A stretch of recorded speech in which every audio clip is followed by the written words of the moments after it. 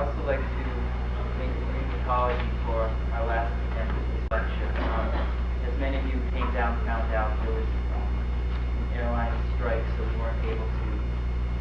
It was a transportation problem out of our hands. We apologize for that, but we're glad to have you here tonight.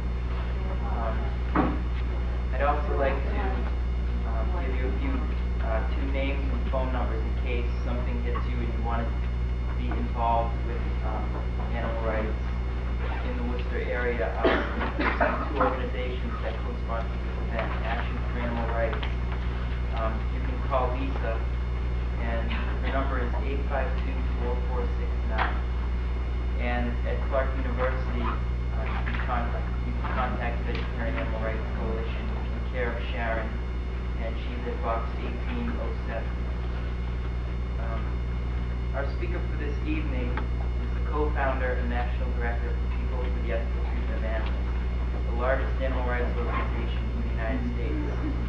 Her campaigns to save animal lives have made the front pages of numerous national newspapers, and she has appeared on many national television and radio shows. She's traveled extensively in the U.S. and has spoken internationally on animal rights issues, spreading concepts of animal liberation to the public and teaching activists how to eliminate animal suffering in their own neighborhoods. She has served as a deputy sheriff and a Maryland state law enforcement officer for 17 years, with the highest success rate in convicting animal abusers. She served as director of cruelty investigations for the second oldest humane society in the U.S. and as chief of animal disease control for the Commission on Public Health in the District of Columbia. Her efforts led to the revamping of the Washington, D.C. pound, which included prohibiting the government from selling animals to laboratories.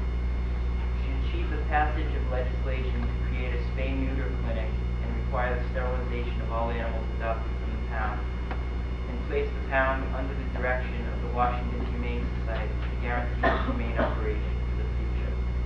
She went on to coordinate the first arrest in U.S. history of a laboratory scientist on the grounds of cruelty to animals, to spearhead the closure of a Department of Defense underground womb laboratory, and to initiate many other campaigns against animal abuse.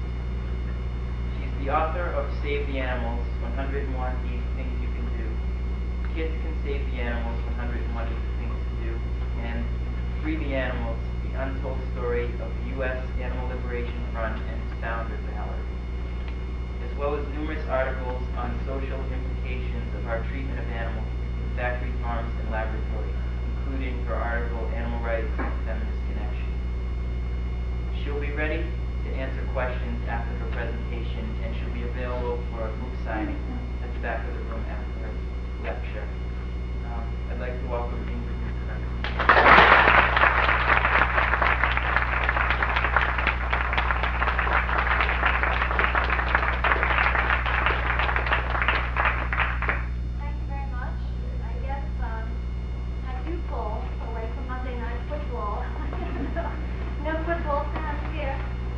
Last time I got as far as Philadelphia, but I couldn't get any further because of the U.S. airstrike. I'd also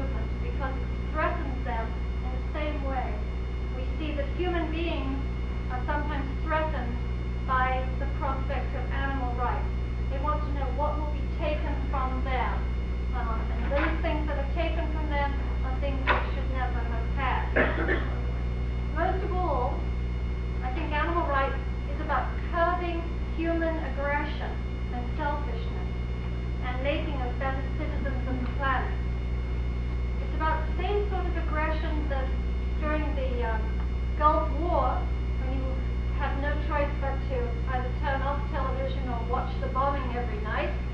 You saw people had written things on the sides of those 1,000-pound bombs, things like "Sweet dreams from Uncle Sam" or "Have an enema on me." And those were things that were manifestations of aggression in us. The sort of aggression that makes little boys with slingshots grow up to be men with guns who blow animals apart. The sort of greed that allows saving and loan executives to live in multi-million-dollar mansions that are paid for from the money that they bilked out of people on pensions. The sort of selfishness that allows people to say, "I like meat, I deserve a fur, I look sexy in leather, so don't show me, don't tell me, I don't want to know because I don't want this thing taken away from me." When we go to war against human beings, we have the tendency to make them into devils or ugly caricatures because it's easier to hurt them and to kill them that way. We stop pretending, in fact, that they're like us, even though they actually are. And what happened to animals is we declared war on them a long, long time ago. It's an undeclared war, perhaps, but we declared war on them nevertheless. And we capture them, we enslave them, we kill them, we drag them home from exotic places, we use them as our spoils. And they gave up long ago. They couldn't fight, they could never defeat us, but we're still fighting that war. And in order to make ourselves feel better about it, we tend to think of them as frightening, as fierce, as threatening. And we create imagery around them that is unrealistic. Because if we face the fact that they are like us, absolutely like us, we couldn't do the horrible things that we do to them. And it comes to pain, and it comes to joy, loneliness, and it comes to all these things. They're just like us. A rat is a pig, a dog is a boy, and when it comes to food, we all share those feelings, and we cannot in any way say we don't. We are supremacists, most of us. Well, we think supremacy is a terrible thing, but we are human supremacists, just as we think that chauvinism is a bad thing, which we hadn't realized 20 years ago, 15 years ago, perhaps. But we are human chauvinists.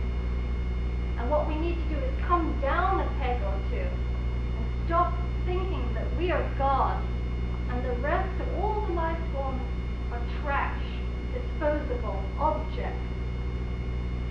And one of the ways to do that, I think, is to look at nature, to look at the other life forms who are surrounded by the things that we have, or the aids to their lives that we have. Start being humble. Learn how out of touch with the world we are. We're born inside buildings. We don't smell the natural air. We don't really get much natural light. We don't feel the change of seasons. The winds don't tell us anything. We can't read the news in the air. We've lost that. Maybe we never had it, but I rather suspect that we did. We're bombarded with smells from chemicals, cooking fumes, wallboard, carpeting. We have neon lights. We are totally artificialized. We're out of touch. Sometimes we get restless and we start to think of moving. Maybe we should ask ourselves if this isn't some callback, some natural stirring in us, because there is a certain nomadic and migratory tendency in all living beings. All animal migration are conditioned by shifting zones of climate in a season. In the case of the green turtle, the shift of the whole continent themselves. These are marvels to think about. There are theories of how birds fix their location on the height of the sun, something that we have to devise very sophisticated instruments to do. And I say we, I shouldn't. I couldn't. It's not a collective we. Most people couldn't. If birds are blown off course by the wind, they reset their course by the stars, the moon, the tides. Where are we? Certain ducks and geese can record the choruses of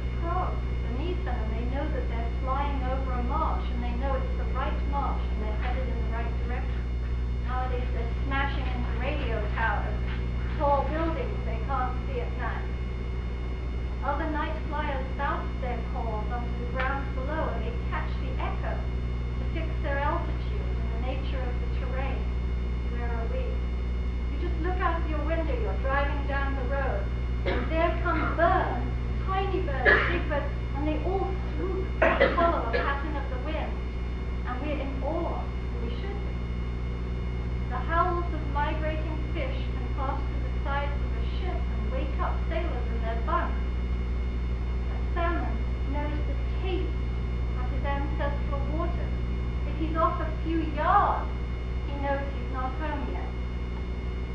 Dolphins flash echolocating clicks to submarine reefs in order to steer a safe passage through them. And our Navy has to capture the dolphins and capture the fishes and penetrate their brains in order to figure out how we can do that. But suddenly something has happened all over. Maybe it's the idea that we have recognized that we are part of the earth and destroying it.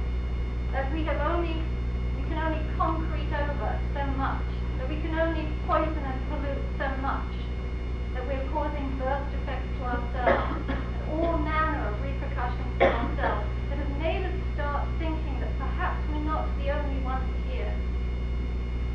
And where that first began to take effect in our heads, perhaps 10 years ago, 20 years ago, the very first beginnings, rumblings of Earth Day activity and the talk of ecology, and we talked about mountains and about streams and about lakes. We still didn't talk about animals.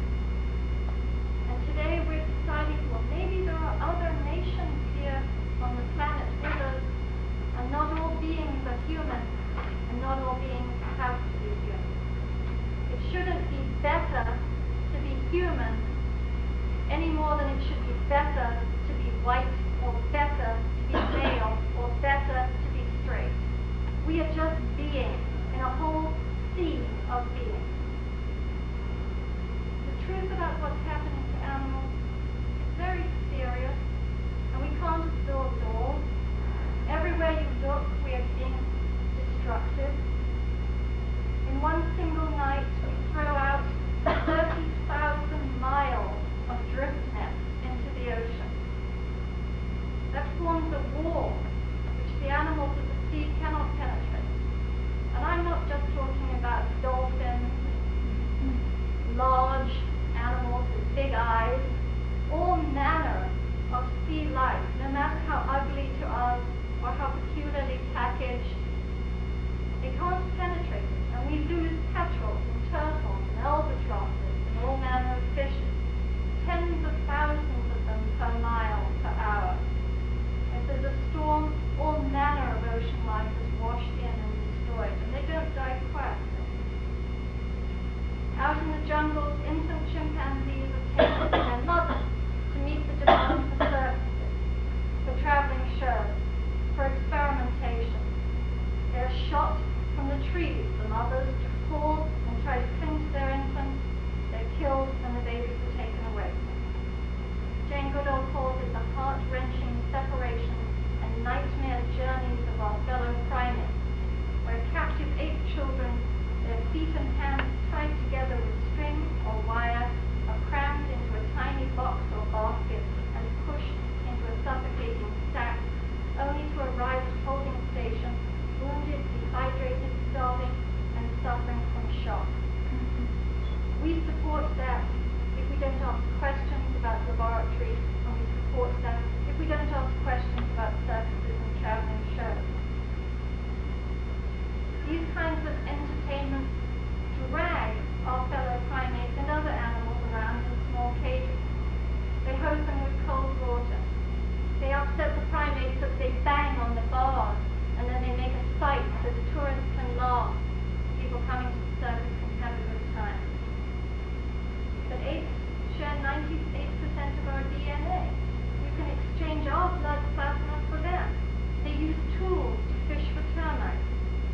Their infants stay with their mothers for 8 years and are taught everything that she knows.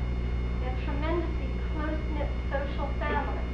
If we can't understand why it is wrong to do something to beings who are so close to us, then how are we ever going to walk the walk and decide to be fair and just and compassionate to the ones who are very remote from us, and ones it takes a stretch of imagination to be compassionate to? Our fellow primates grieve and they deceive. They lie. They're just like us. In Yerkes, Isu Savage Rambar tells a story about two baby chimpanzees who are playing with toys, and she sets the remote television on, and she goes out of the room so they don't know that she's there.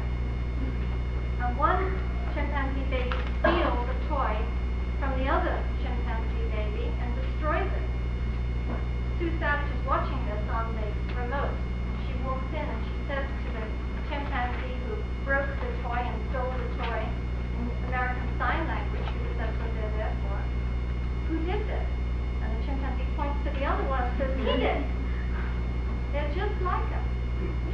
They're not perfect. They're not always wonderful and kind. They're not always loving. They're just individuals. They're just folk.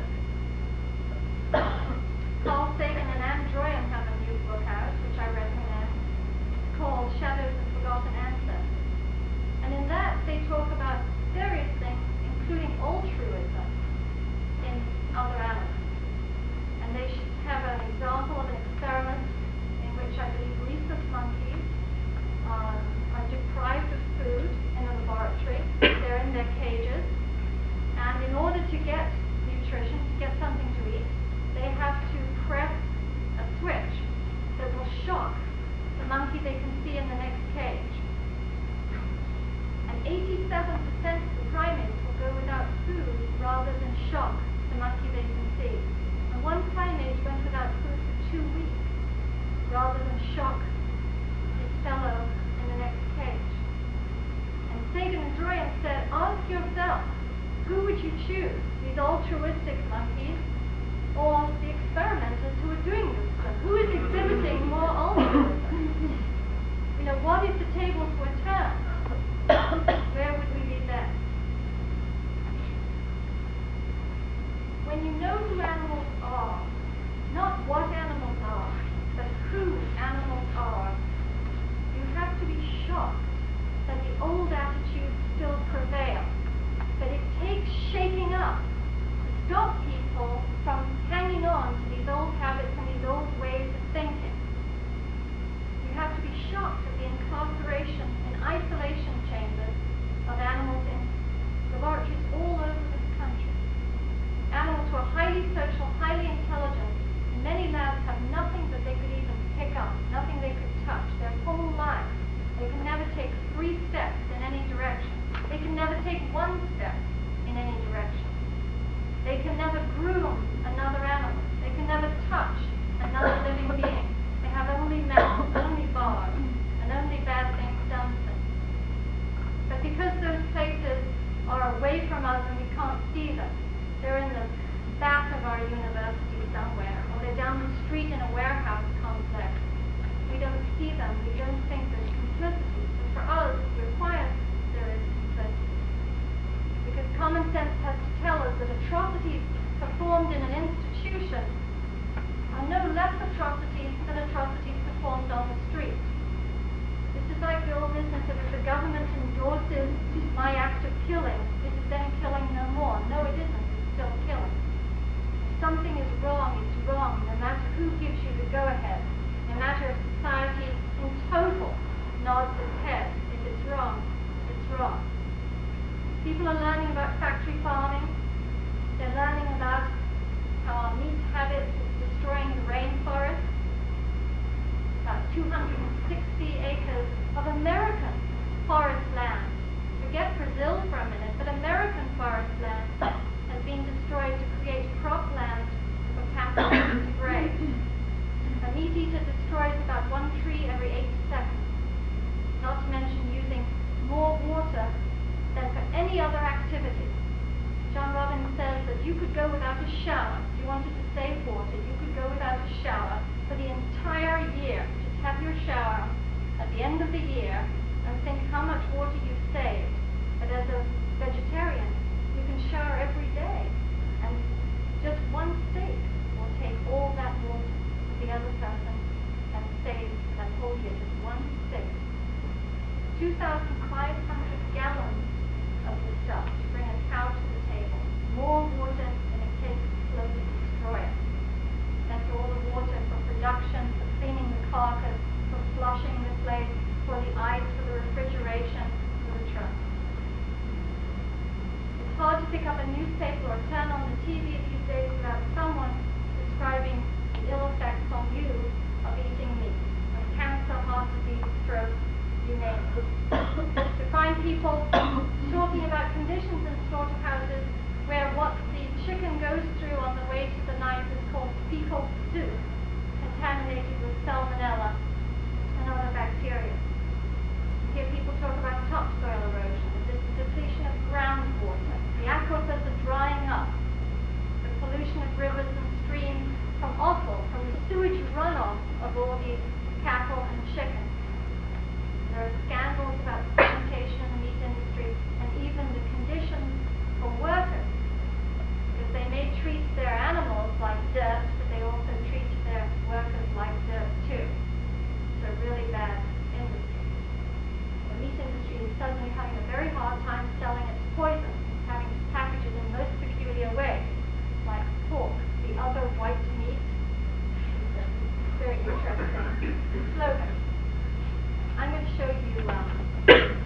about factory farm, about 10 minutes, and then I'll show you something else.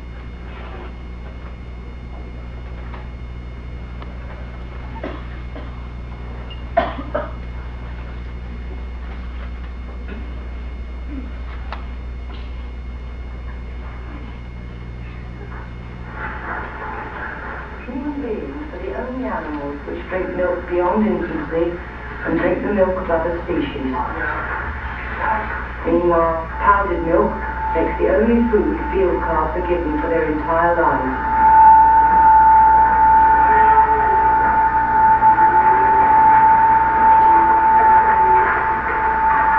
Separated from their mothers within a couple of days after birth, these calves spend their lives in a windowless shed in darkness except for feeding times, tied in their crates so they cannot even turn around.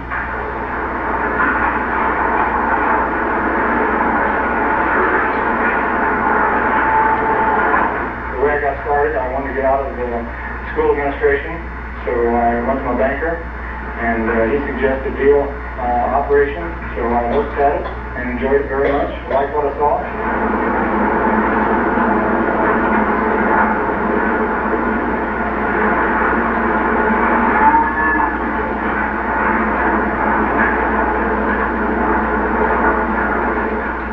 Feel that it's rather cruel for the animals to keep them tied in there, but I point out that they're in a controlled environment. The weather they never get real hot, or in the winter time it's never zero weather.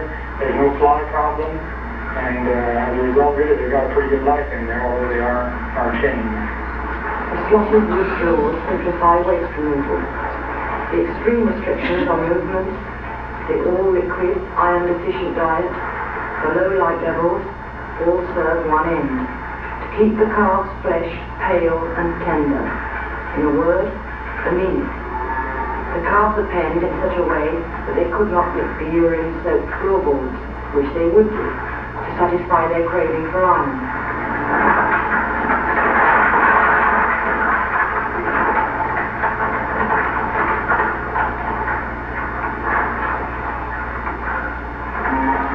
It's a very profitable business. We really enjoyed every phase of it, except the confinement. What do you mean by confinement? We have to be here 7 days a week, 2 times a day for feeding, or else arrange for somebody to be here. The average American eats almost twice the protein his body can use. American livestock are fed as much grain as all the people of India and China eat in a year. Meat eating is successfully promoted as an emblem of affluence.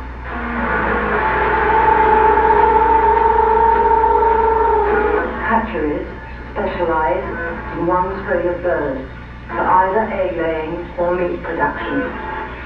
The strains for egg laying aren't good enough for meat. Thus the males of the layer strains are dumped. Small or injured birds are selected for the same fate, slow suffocation. Modern poultry production is not designed for the needs of individual birds. When thousands of birds are crowded indoors, the weak cannot escape the dominant. In frustrating conditions, the birds peck each other bloody. To prevent loss of carcass value, poultry are subdued in darkness and their beaks are cut off. Bee beating. It's like cutting toenails, a poultry producer remarked. Yet the shock is great enough to kill, and it often does. Mutilations, such as bee beating, are factory farming solutions to the problems this system itself generates.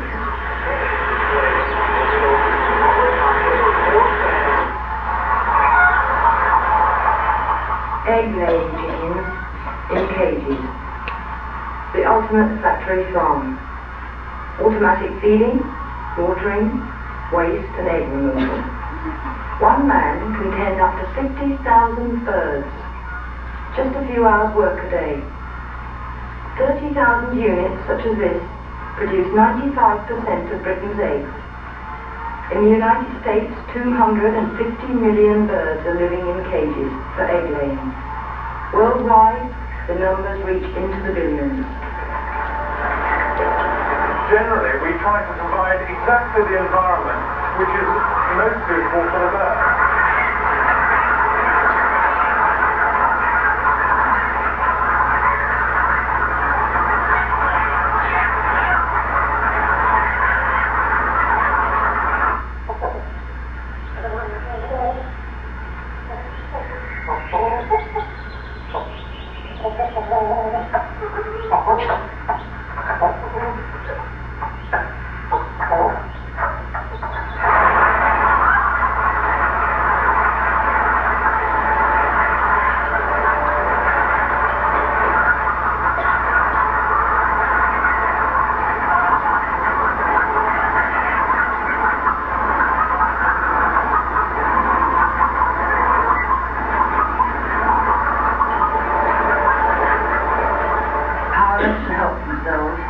Automatic system malfunctions.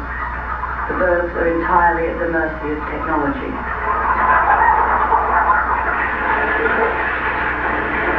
95 million pigs are slaughtered in the USA each year. Half are raised on factory farms.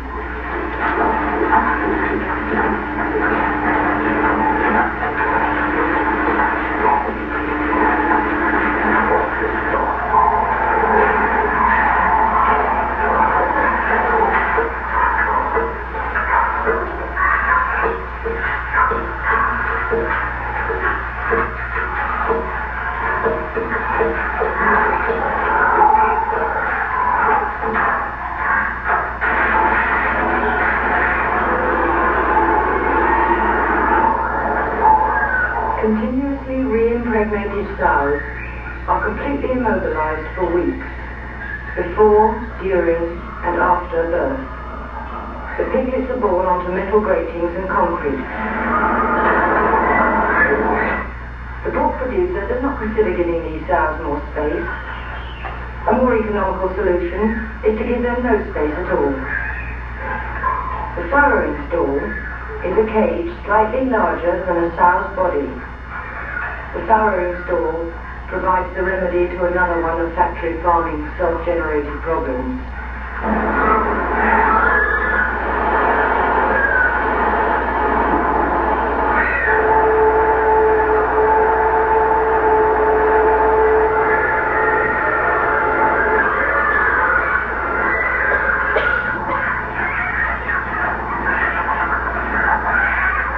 During transport of farm animals, a number die or are injured from the shocks of a completely disorientating process.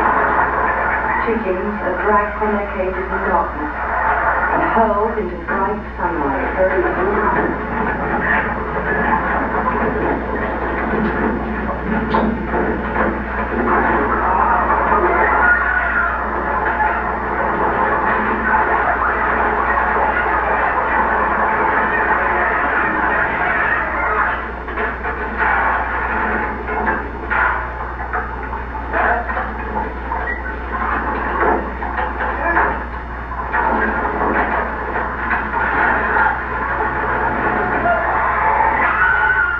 pigs are driven into the trucks with electric prods.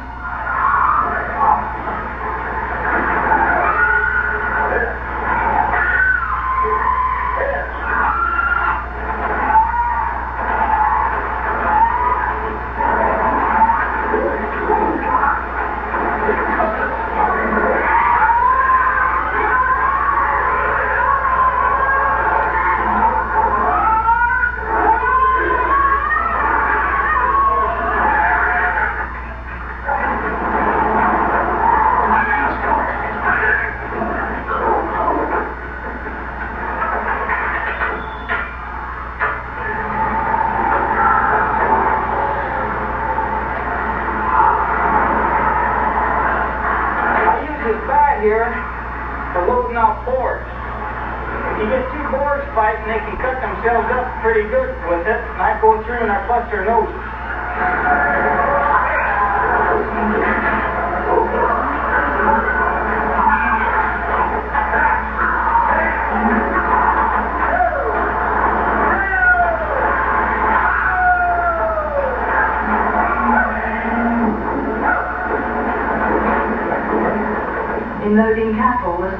true is for all farm animals. Speed is what counts.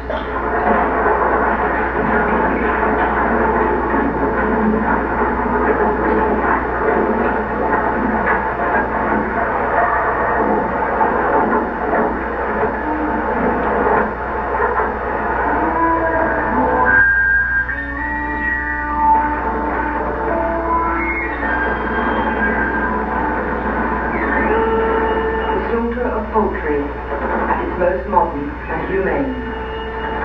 Birds are electrically stunned before killing.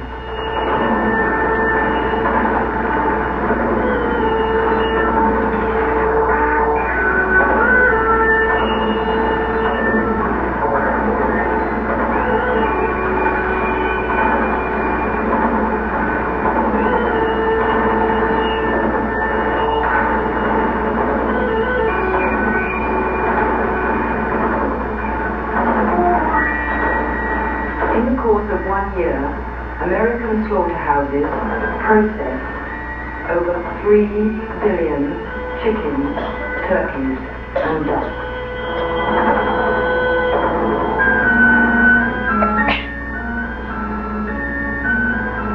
Every day in the United States, 360,000 pigs are slaughtered. Providing the slaughterer accurately aims, the captive bolt pistol knocks the cattle unconscious before they are killed. American cattle are slaughtered at a rate of 100,000 a day. In McDonald's land, there's a hamburger patch. The story opens with Ronald harvesting the hamburgers from the hamburger patch.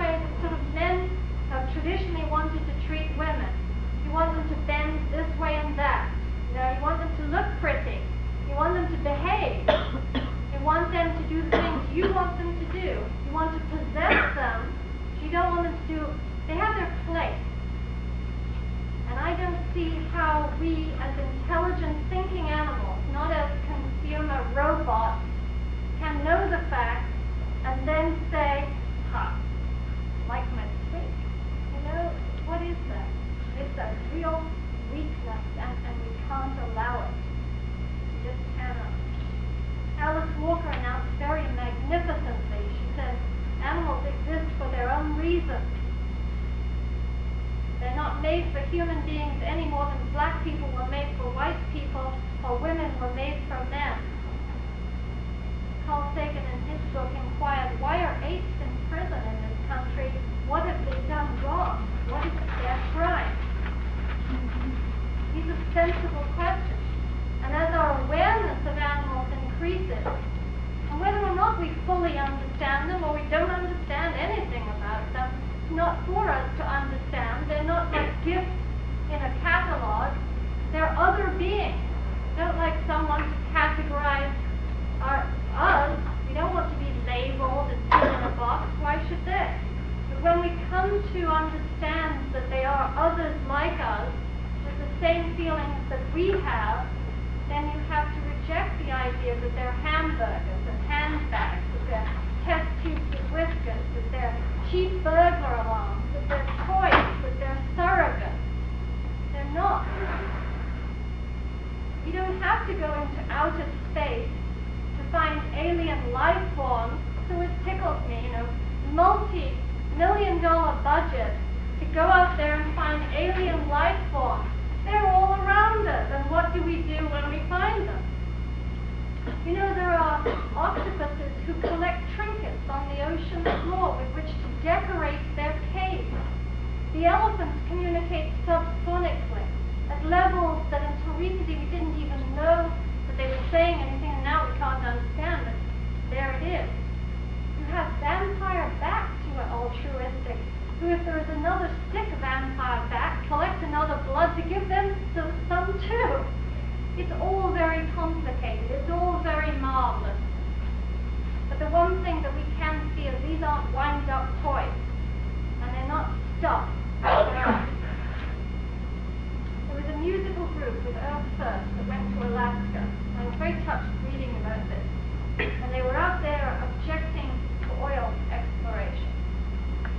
And the villagers were talking to them, and they were cruising the waterways and singing and trying to raise funds for their project. And someone said to them, look at this virgin forest. Look at these unspoiled waters. This is marvelous. You know, these areas have not been inhabited. And now the oil companies want to come here and spoil everything. And this band said, you're wrong. You know, they have been inhabited. They've been inhabited for millennia. But they've been inhabited by orcas and eagles and beavers and insects and tree frogs. And millions of life forms have lived here. The only difference is they haven't spoiled anything. They haven't ruined anything. It is exactly the way it was when they moved in. It's only we who go, and in our greed, because we've forgotten what need means, we now only know what we want, that we ruin things. And in ruining things for ourselves and for the earth, we have brought skin cancer and lung disease and cataracts, not only to ourselves. The pollution that we have brought is the pollution of all the other animals there too. Pollution of the water is the pollution of all these other animals' water too. And they can't turn on a tap. They can't call Polar Stream and have them deliver bottled water to their den. This is it. And it's gone. You drive down the road and you see starlings trying to drink out of a puddle, and it's full of motor oil. But that's it for them. That's what we've done. The gaping hole in the ozone layer that's going to give animals cataracts and skin cancer comes from us. It doesn't come from anything they did, but they're stuck with it. There is no way out for them. They can't trot down to Sloan Kettering and check in. This supremacist view is just astounding, and we have to get down off our pedestal.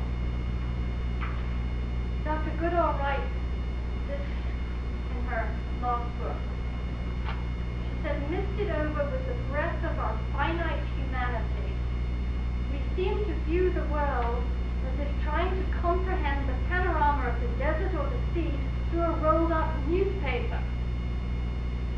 Once she said she was lucky enough to become so much a part of the rainforest and those who lived in them that she saw for one brief moment through a different window and with a different vision. She said at that time the air was filled with a feathered symphony, the even song of the birds. I heard new frequencies in their music, and too in the singing of insect voices, notes so high and so sweet that I was awed. I was intensely aware of the shape, the color of individual leaves, the varied patterns of the veins on those leaves that made each one unique. Scents were clear, easily identifiable to me for the first time. Fermenting overripe fruit, waterlogged earth, cold, wet bark, the damp odor of chimpanzee hair, and yes, my own hair too. And the aromatic scent of young, crushed leaves was almost overpowering. I sensed the presence of a bush buck, and then I saw him, quietly rousing upwind, his spiral horns dark with rain, and I was utterly filled with a peace which passeth all understanding. Later she ate her dinner by the campfire, and she found herself still marveling at this experience which stayed with her for years. It was, she thought, as though I had looked through such a window as other animals might know, and found there was a lot to learn. A lot to learn.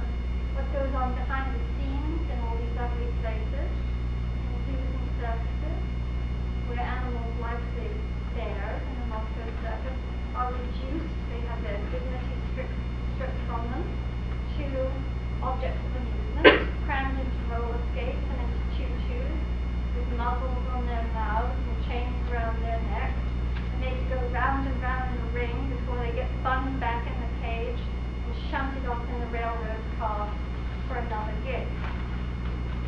Some people have never thought of those animals as real, and all it takes really is for us to understand that they're real, and then start expressing that to other people, to shake people up a little bit, and say, can you see these animals in a different way? They're not toys. Dr. Holly Cheever told me that she was at a circus protest, and you hear all the different reactions of the crowd.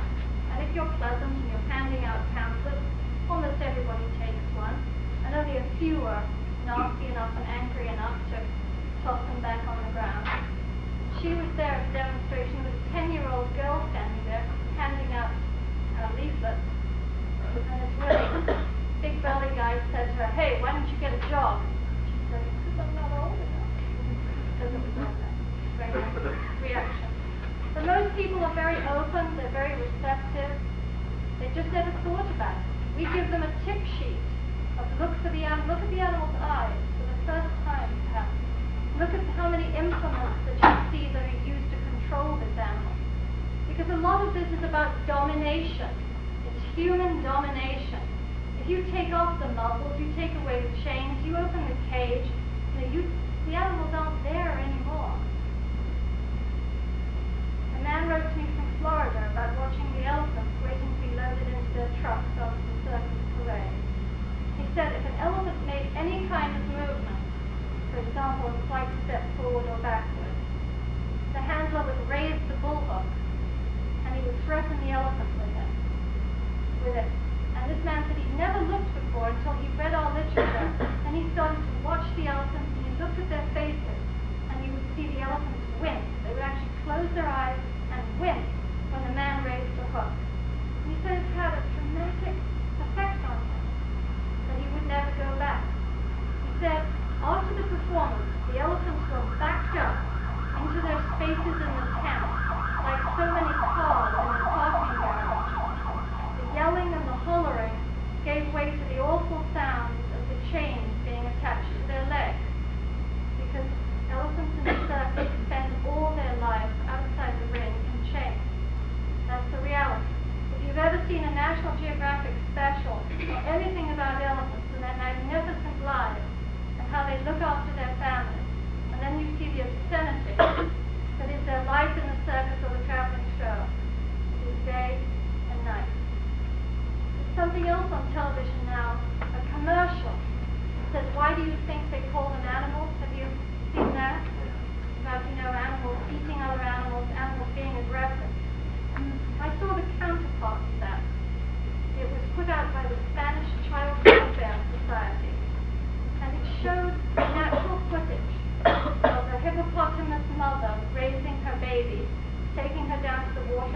bathing her, looking after her, showing her how to wash behind her ears.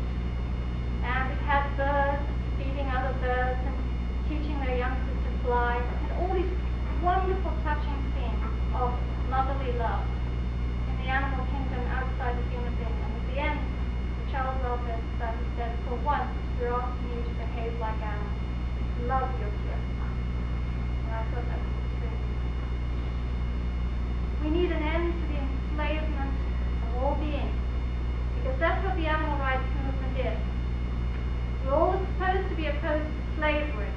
Since when do we put up this barrier and say slavery is okay as long as it doesn't happen to me? We're against the principle that we are opposed to enslavement of all beings. Slavery is wrong.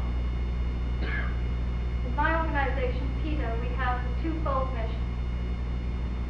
We want to expose the abuse, to take people behind the scenes. Now, Oliver Meyer won't show you how a pig becomes a wiener. Saks Fifth Avenue won't show you the raccoons in the leg hole trap becoming a fur coat. L'Oreal won't show you the rabbits having cosmetic strokes into their eyes. We take you behind the scenes. But there's a second part, and that is empowerment. Once you know, you don't have to be morbidly depressed, you don't have to be angry, you know you have a choice. And you can start being your own person, the person you've always thought you were, which is a compassionate, caring individual. Because finally you know that there is a choice, and that choice was denied to you before. We help people make up their own minds. Our undercover administrators have just been in Ohio exposing experiments at Wright State University, and on the news showing the citizens of that community everything from NASA's vomiting experiments on cats that were conducted there or are conducted there, to total failure to provide veterinary care in these very expensive laboratories to animals who are dying of one thing or another. Animals with a broken back who lie there for 2 days, and the experimenter is too busy taking his family somewhere to bother to come in on the weekends and put these animals out of their misery. Where dogs are nicknamed after brands of beer, where it's just deanimated. This whole reduction process that makes them less than beer, and then left to turn in circles, dizzy because they've been operated on in their cages or language without water. Because we go undercover into these places, people get upset. And because they get upset, they act. And sometimes for the first time in their lives, they flex their consumer muscle. And they behave as if they're in control of their lives, as if they're in control of the marketplace, because we can be. We were undercover in a testing lab in Philadelphia. And as a result of what we showed the public stopped buying Revlon. The public stopped buying Benetton. And those companies switched as a direct result of people acting in the marketplace, saying, I will not buy these products. Estee Lauder then switched. Then Avon switched, stopped all animal testing. Then Clinique. Then Banana Boat. Then Guerlain. And today 420 companies don't test on animals, all because people refuse to buy animal-tested products. Gillette still tests. New England Anti-Vivisection Society has a massive campaign against Gillette. L'Oreal, pumping pearls, all that, they still test. They think they're too big. And we have to get into our families' bathroom cabinets, into our workplaces, talk to our friends, into our dorms and say, come on guys, you know what these people do. They pour their perfume down rats' throats. They shave rabbits' backs and plaster their products on them and bind them up and leave them for it to corrode through the skin for 72 hours.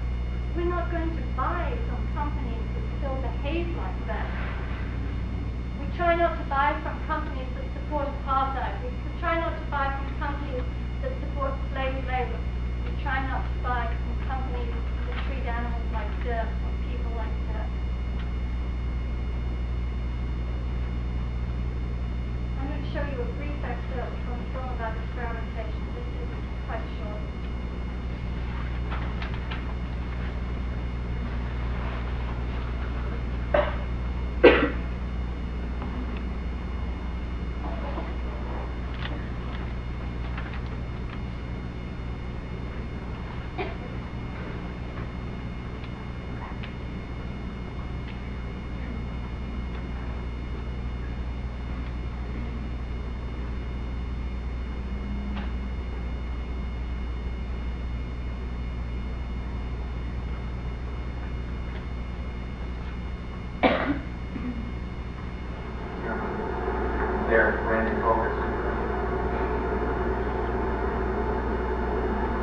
wide awake, blinking his eyes.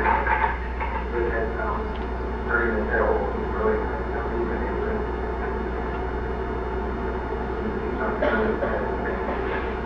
He has his tongue in the right upper extremity. This monkey, with electrodes fastened to her chest and tubes inserted into the base of her skull and down her throat, has been inflicted with severe brain damage.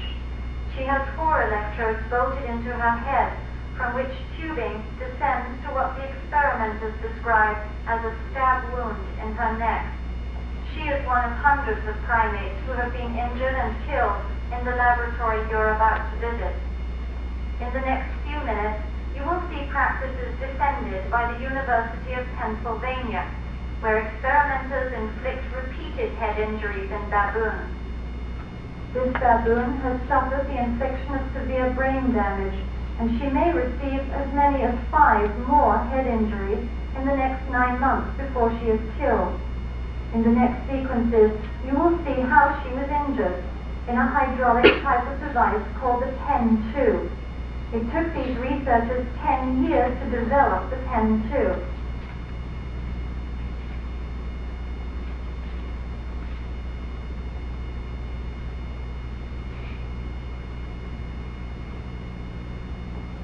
About to be injured, this baboon is strapped down to the operating table.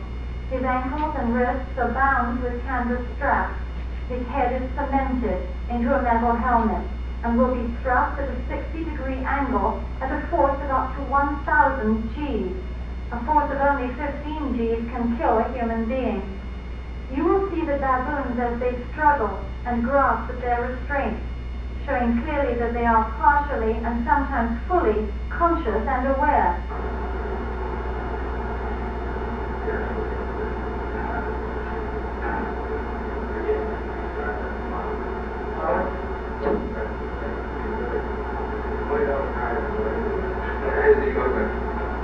The stated purpose of these experiments is to simulate auto crash, football, and other sports injuries. Among those who have stated publicly that the baboons are fully sedated and feel no pain are Dr. Thomas Langfitz, the principal investigator at the Head Injury Clinic, University of Pennsylvania spokesperson Virgil Renzulli, the Director of Stroke and Trauma for the National Institutes of Health, Dr. Michael Walker, the Executive Director of the American Physiological Society, Dr. Orr Reynolds, and the Chairman of the University of Pennsylvania's Animal Care Committee, Dr. Musha Shaled. Their statements are in direct contradiction to the researchers' formal submissions to NIH. Those documents state that the baboons are unanesthetized up to 1 hour prior to injury, during injury, and immediately thereafter. These animals were given the hallucinogenic drug phencyclidine, also known as PCP. Phencyclidine is not a painkiller. An animal under its influence can experience panic when exposed to noise.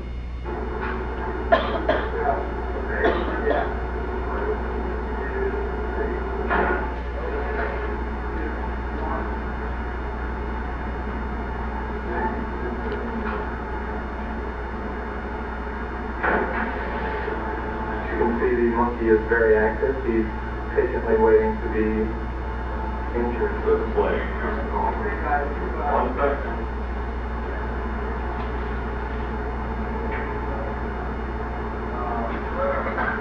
The animal is now in position. We're about ready to sustain an injury. As you can see, he's very active with normal motor functioning. He's quite agitated also. This baboon was so agitated that he rolled over a total of 5 times before the researchers taped him to the table. Oh, wait a second.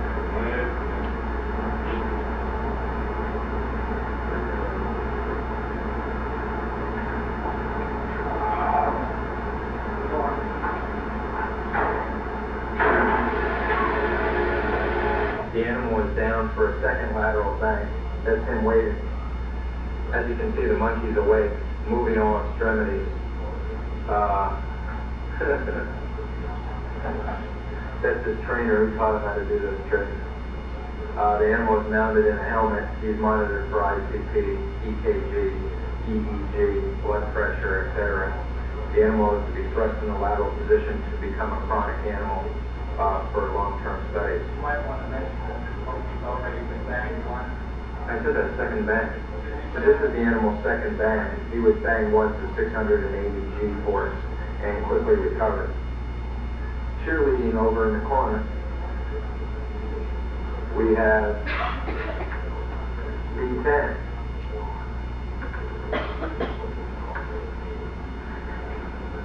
B10 wishes his counterpart well.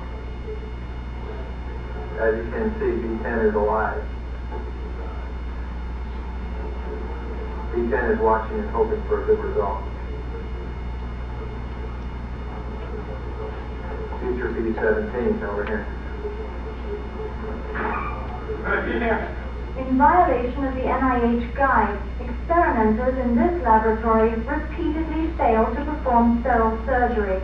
Although this researcher is wearing gloves, the surgery can in no way be considered sterile, as no mask, gown, cap, or surgical drapes are used, and the researcher not only rests his surgical instrument on the baboon's unshaven chest, but places the instrument back in the baboon's head after he drops it to the floor.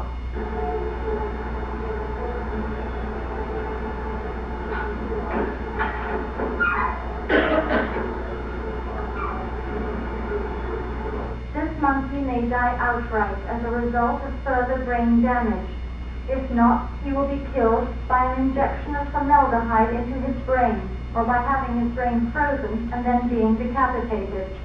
Anesthesia is not required by law for such procedures, and there is no mention of its administration in these researchers' protocols. An experimenter ties this injured conscious baboon to the operating table as he prepares to leave. Oh, have some axonal damage though, monkey. Else we're wasting $500 worth of future peanut use. Sucker.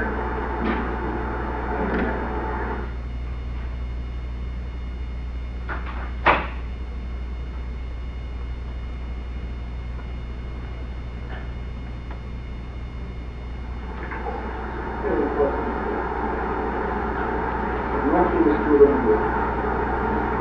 Open the shot now, sir. Bring the way up.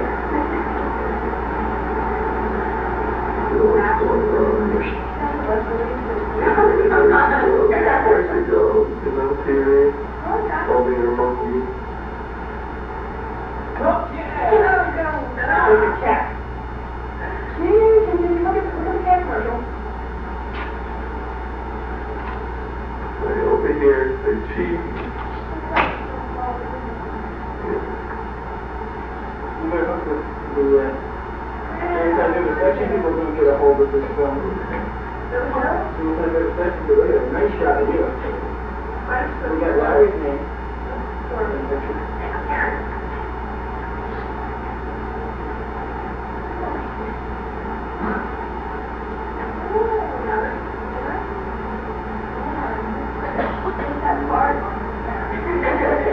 Right. And the punk look.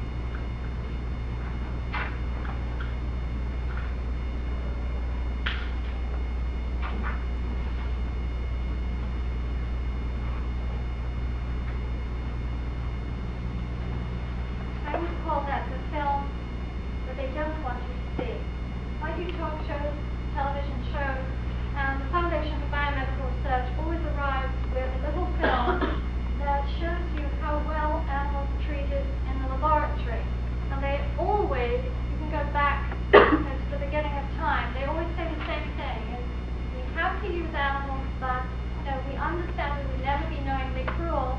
We always treat them respectfully. We always treat them humanely. And it's very hard to get into the lab to disprove this.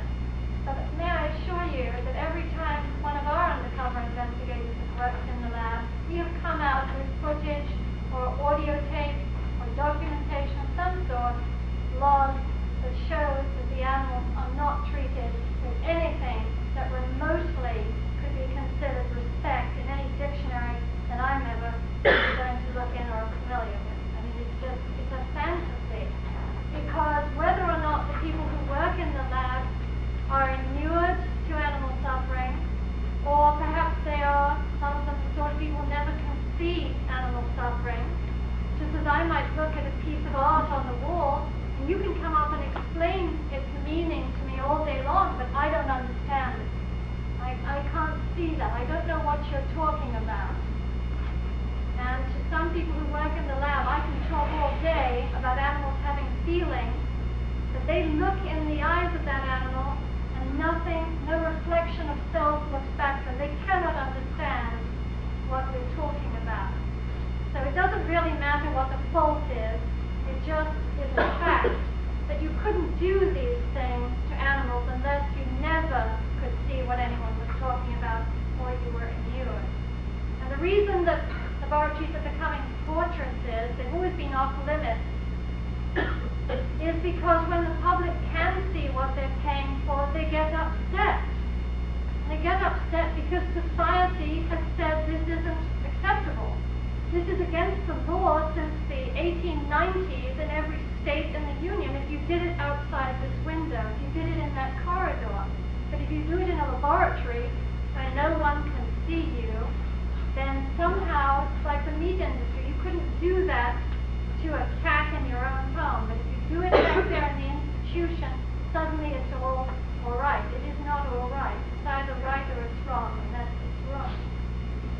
The United States government came out in defense of that laboratory. I've shown you a tiny bit. We have 70 hours of this.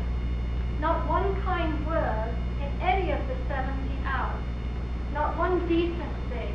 More just swearing at them, picking them up by a dislocated shoulder, all manner of things which you can imagine. And the reason we have it is because they kept a video camera on in the lab. And often they forgot it was there, and they just collected the tape. When NIH refused to cut off funding for this lab, we fought very hard. We went to the United States Congress, we went to the press, we went to the public. And it took 18 months of work, including a 4-day and night sit-in at NIH, where they tried to freeze us out and starve us out. 101 activists sat down and refused to move until NIH cut off the funding.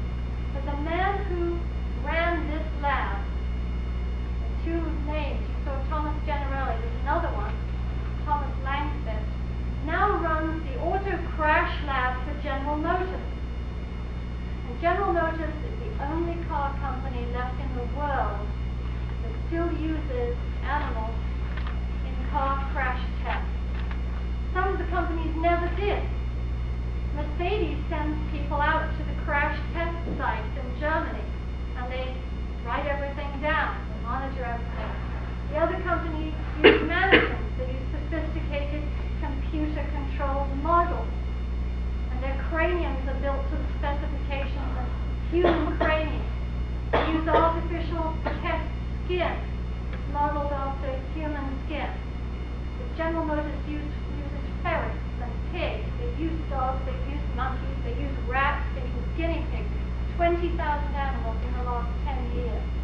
They put them in car seats and ram them into a wall, or they take off the top of their heads and then crash them. And we have a campaign against General Motors. If you get one of those things in the mail to sign up for a General Motors credit card, please sign up and cut it in half and send us the half. And we'll take them to the stockholders meeting. If you're considering buying a car, someone in your family is considering buying a car, ask them please to think not to buy a General Motors. You need to stop laying off workers and lay off animals instead. I've tour universities, and there's always a sort of panic on when I arrive because the animal lab people say, oh, well, she's speaking tonight, maybe she'll do a break-in the afternoon. So they always increase security. But when I do get to walk around these hallowed corridors in some of these places, I see all the signs that say, do not enter, keep out. And they remind me a little bit of something else that I have by my hand. This says, restricted, do not enter. It's an application by Dr. Sigmund Roscher to transfer his experimental work from Dachau to Auschwitz. And the rationale given on the form is this. He says, because the objects scream terribly when exposed too long to freezing. In Auschwitz, the freezing process is faster because it is colder there. Moreover, the camp is bigger, so that their howling can hardly be heard. That wasn't very long ago. Just a second ago in time. And people think that maybe there was an aberration of some sort back then, when the clouds parted and the evil dropped down on a certain part of the world, and it was all really wretched and uncontrollably nasty, and then it evaporated at the end of World War II, and it's gone. All it was a human mindset that is always there. It is in all of us. The potential for enormous good and the potential for terrible atrocities. And we live our lives in a balancing act. When we're kids, we can tear the wings off a fly, or we take something apart, or we do these destructive things. And we have to have parents who say, let me explain why you shouldn't do that. And then we grow up, and we're all alone. And if he's doing it, and she's doing it, and everyone's doing it, it might be sort of okay if it's convenient. This is a trust. No clouds part, no evil comes down. It's in us. And we have to be sure that we don't only recognize yesterday's atrocities. Because 40 years from now, people will be looking back on what we do today. And there have always been victims. We have slowly evolved to understand rights of Native Americans. We can never give them back what we've stolen from them. We wake up to the things we did to Japanese during World War II, interning them. We can't give them anything back. What do we give them, $100? You can't give back. But we can't only recognize atrocities from the past. You have to look at your life today and say, 40 years from now, 20 years, 100 years, 10 years, what will I have been doing today that my children's children, or somebody's children's children, will be saying, do you know what we used to do now? We used to keep people in chains, or we used to keep elephants in chains and drag them around the town. We used to eat animals. I'm not going to talk about the psychology of animal experimenters, that's another whole topic. But I will say that when you hear, as we heard recently with the baboon liver transplant, this amazing cry that goes up, and suddenly all ethics is suspended. If it's going to save a human life, ethics out the window. Let's do it. You have to look behind. The way you look behind the scenes in the slaughterhouse, the way you look behind the scenes in the traveling show, look behind the words and see what's there. Many of medicine's great moments are now remembered as historical nightmares of exploitation. Any of you have read Susan Sterling, feminist writer? She writes very poignantly of how once it was totally, absolutely acceptable for surgeons to use female slaves to practice gynecological operations on. And penniless Irish women were fair game too. They didn't count, they didn't matter. One slave called Annika endured 30 operations on a table in a stable so that a physician could sell his perfected surgeries to people who could pay the price.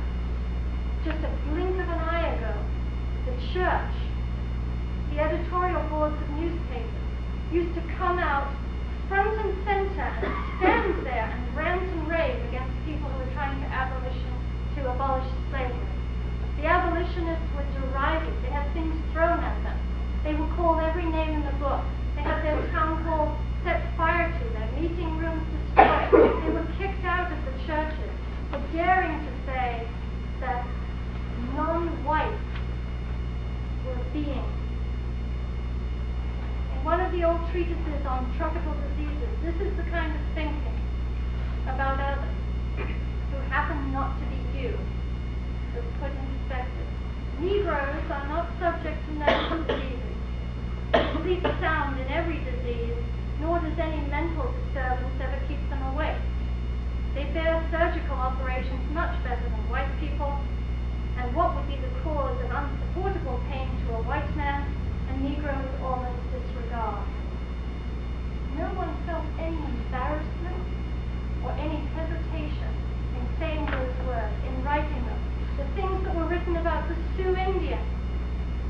And when women dared to ask for the right to vote and marched for the right to vote, editorial boards wrote about we should as soon give the right to vote to beasts.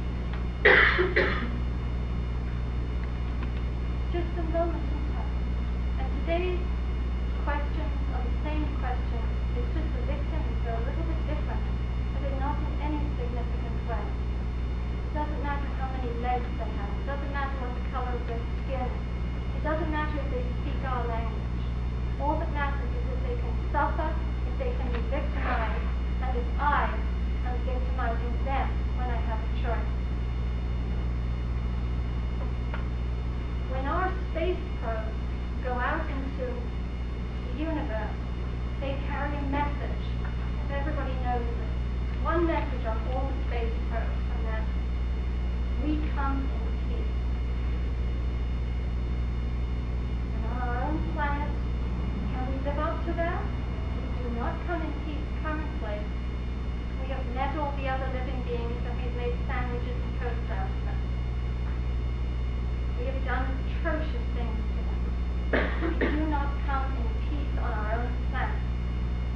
What we come in peace means on our space probe is, if you're out there and you're bigger than we are, or you're more intelligent than we are, please don't hurt us.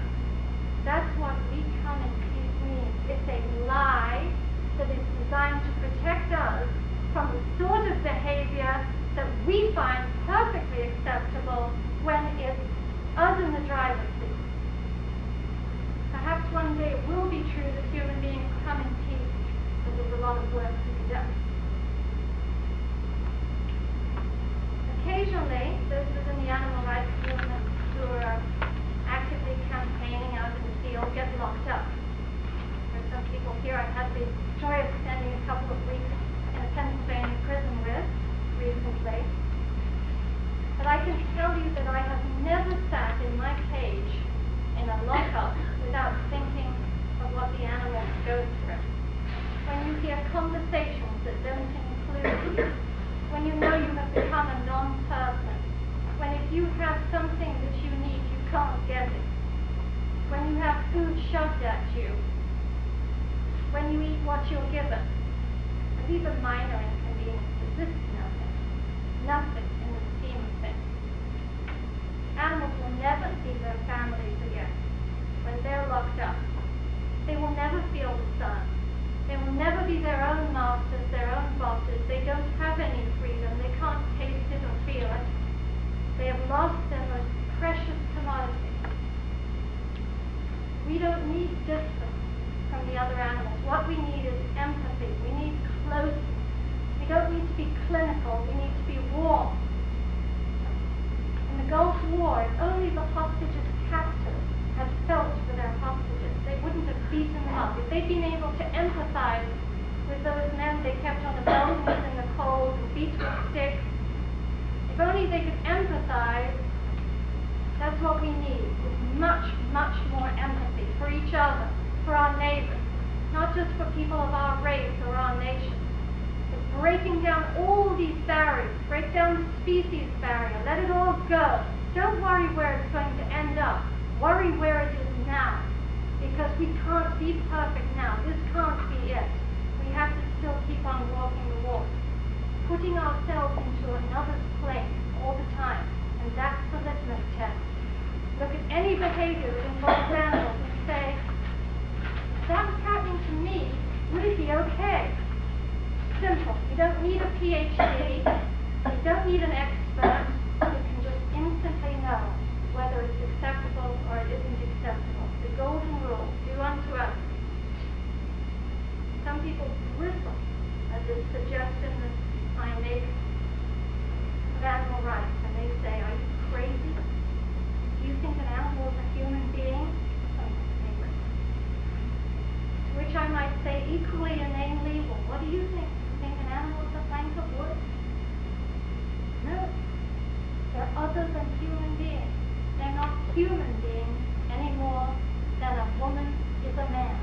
But they are beings, and they have integral needs, integral desires, and we are deprived of those things. The word animal comes from anima, which means life, not a plank of wood. And it is absolute supremacism to think otherwise. Because today nobody honestly believes what Rene Descartes used to believe a couple centuries ago, that animals were just machines, that they noise as they made, just the ticking of clocks or the squeaking of wheels. No one believes that anymore. If they do, they miss Biology 101. Albert Schweitzer wrote, no one may shut his eyes and think that the pain, which is not visible, does not exist. No one may appease his conscience by thinking he would be interfering in something which doesn't concern him.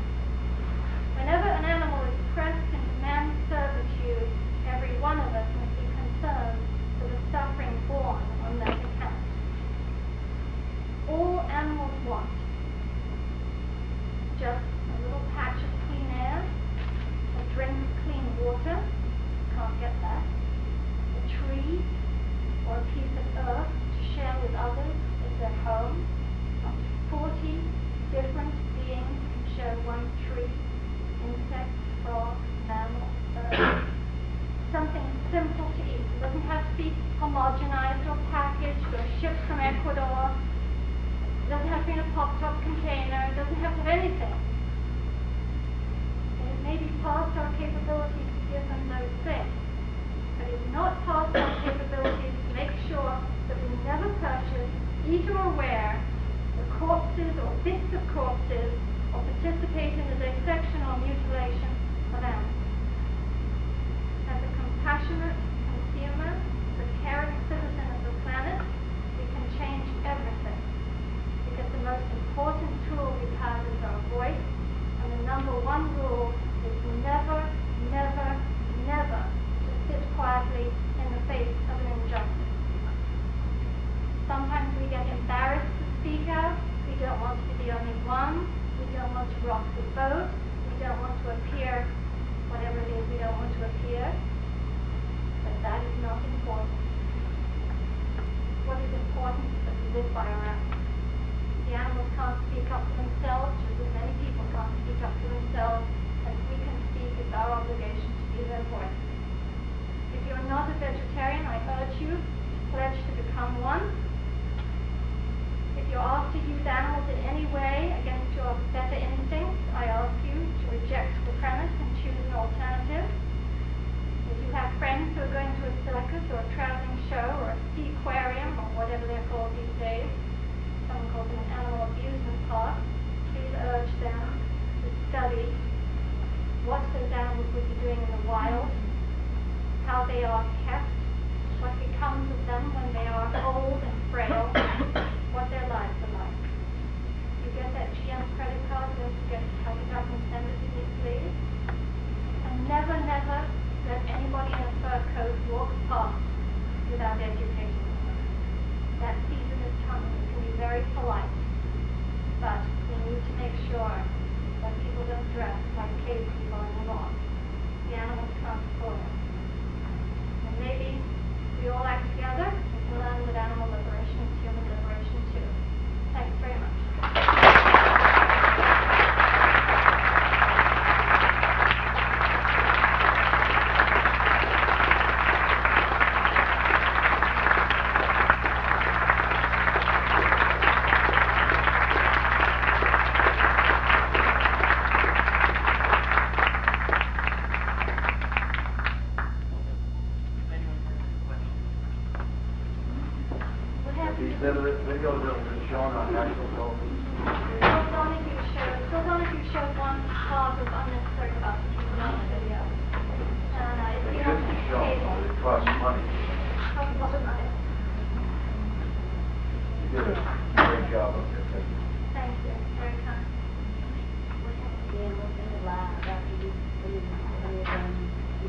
gone to sleep. What happened to the animals in the last film? He has moved on now. His lab was shut down for some years. Last year, the National Institute of Health, as part of its Goodwin plan, refunded the lab, and they now use guinea pigs who they feel are less likely to stir cause get people upset.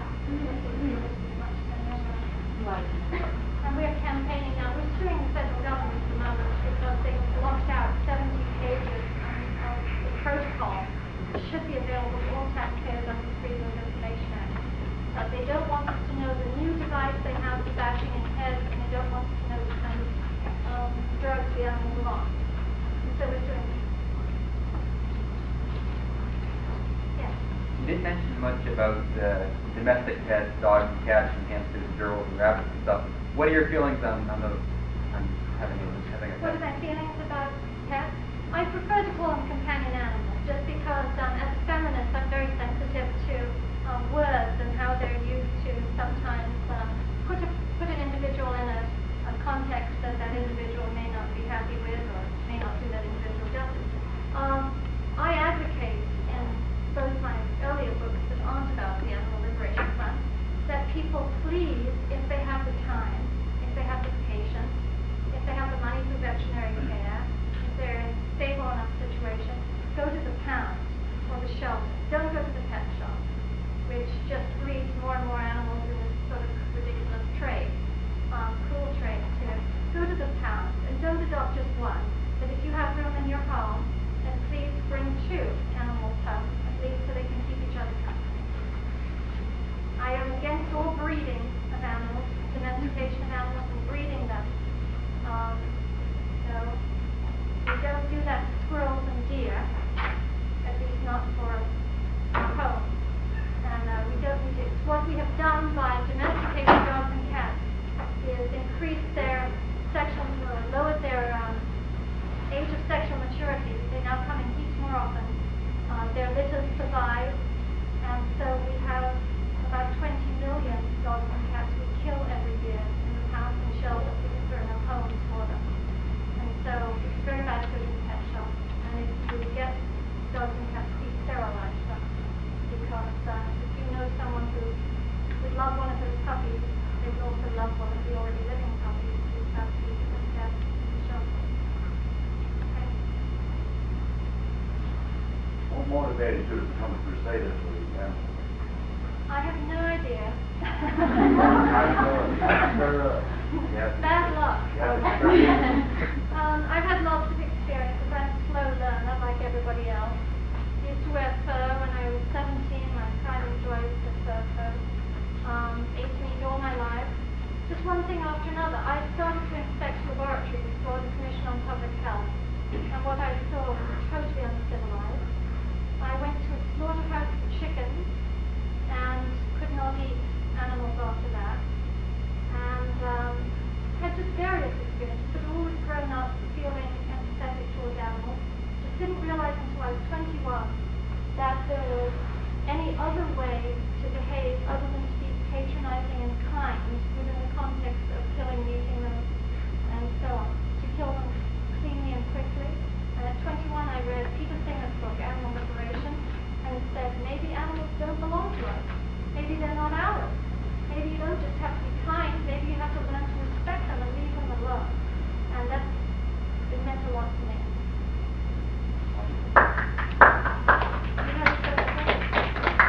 How's the GM campaign going?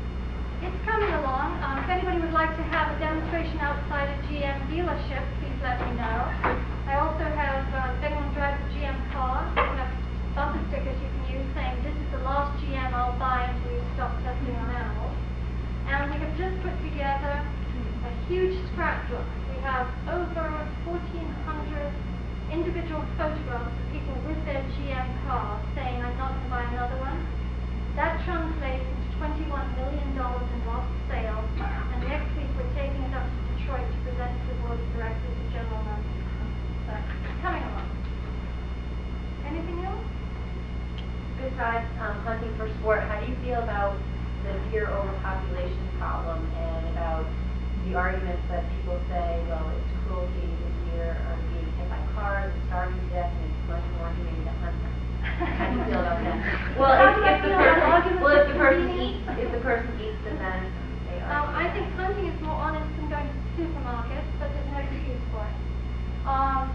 used to be, you know, that hunters said those things, and they're now more brazen. In the old days, it was, you know, we gave up our golf game selflessly to go out into the woods and put this poor sick, starving deer out there misery. And so it wasn't something you really did for fun. It was this act you had to do or they would starve to death. And then all the other argument was, and we eat what we kill.